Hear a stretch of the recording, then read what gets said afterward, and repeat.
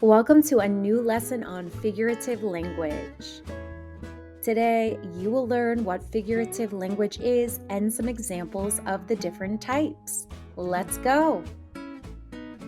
Figurative language consists of comparison words and phrases that are not meant to be taken literally or understood using their usual definitions. Using figurative language helps communicate an idea more clearly because it helps the reader or listener create a mental picture. Metaphors. A metaphor is a word or phrase applied to an object or an action but isn't true. For example, the slice of pizza was heaven when I bit into it. Here, the word heaven is used as a metaphor for the pizza slice because it shows how delicious it was. Another example would be a heart of gold, which is a kind person. She hit the books all day. This means she studied very intensively. This place is a zoo. This describes a chaotic place. To get caught red-handed. This is to get caught in the middle of doing something illegal or forbidden. And then to wrap your head around something. This is to take time to understand a difficult or hard to believe concept. Up next, we have similes. Similes compare two things using the words like or as. The leaves were as colorful as a rainbow. Here, we describe the colors of the leaves as being like a rainbow. Some more examples would be, her smile was as bright as the sun. This compares a smile to the sun's brightness. As brave as a lion. This could mean someone is very courageous. As busy as a bee. This could be very industrious or active. As cold as ice. This means it is very or extremely cold. As cute as a button. This means someone is extremely cute or charming. Next, we have personification. The use of personification gives human or animal characteristics to inanimate objects, animals, or ideas. For example, the wind howled through the valley. This is describing the wind howled gives you a clearer picture of how loud it was blowing. Another example would be the city that never sleeps.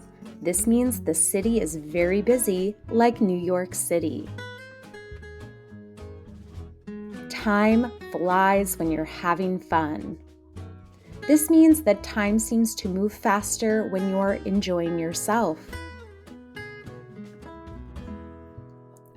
She heard the last donut calling her name.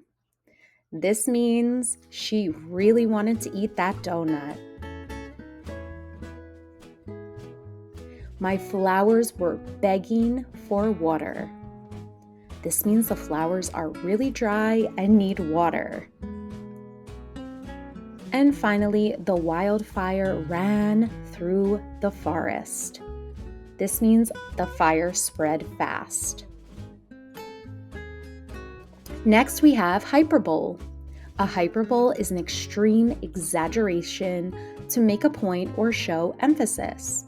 For example, the girl was exhausted after spending 1,000,000 hours studying for an important chemistry exam. Of course, 1,000,000 hours is an exaggeration, but it helps get the message across about how exhausted she was from studying. Next, she talks a mile a minute. This means someone talks very fast.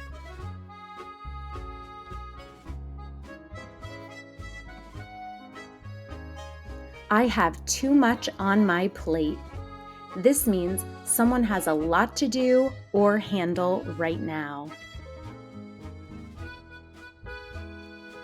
This outfit cost me an arm and a leg. This means the outfit was expensive or pricey. It's so hot outside, you could fry an egg.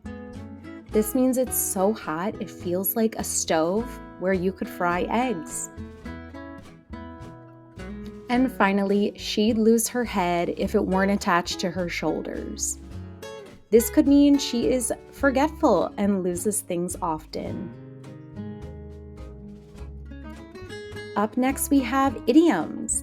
An idiom is a phrase that people say that is commonly accepted as having a different meaning than the literal meaning.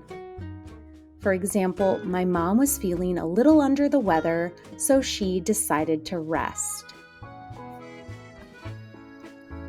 Under the weather doesn't literally mean that she was under some type of weather. It is understood to mean that she was not feeling well. Another example could be spill the beans. This means to share a secret.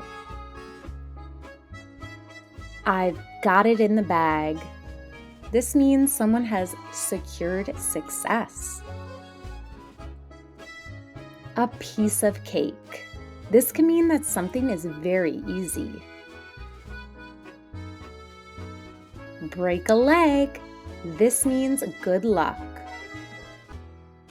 And finally, no pain, no gain. This can mean you have to work hard for something you want. Finally, we have symbolism. With the use of symbolism, a word has its own meaning, but it is used to represent something entirely different. An example would be a broken mirror symbolizes bad luck. A broken mirror is a representation of bad luck, even though it doesn't literally mean bad luck. Another example could be an apple means temptation. A ring means eternity. A suitcase could mean travel or a journey. A crown can mean power. A heart can mean love and affection. Now let's practice identifying figurative language. Again, we have metaphors, similes, personification, hyperbole, idiom, and symbolism. I knew it was time to hit the sack when I started falling asleep while I was talking to my mom. So what figurative language is being used and what's the meaning? This means hit the sack is go to bed. Figurative language used is an idiom. The cashier at the store saw red when the customer yelled at her. What is the figurative language used? What is the meaning? This is a metaphor. Saw red means that someone got angry, felt very upset, and she was losing her cool. We watched the lightning dance across the sky during the storm on Saturday. What's the figurative language used? What's the meaning? This is personification. The meaning is the lightning was flashing all over the sky. My dad makes sure that the house is as clean as a whistle before my grandmother visits. This is a simile, and the meaning of is as clean as a whistle means very or extremely clean. The team was so hungry after swimming that they could eat a horse. What's the figurative language being used? What's the meaning? This is a hyperbole. It has extreme exaggeration. It's saying they are so hungry they could eat a horse. My roommate is always a couch potato on the weekends because he works so much during the week. What figurative language is being used? What's the meaning? That's right, it's symbolism. And a couch potato can mean being lazy.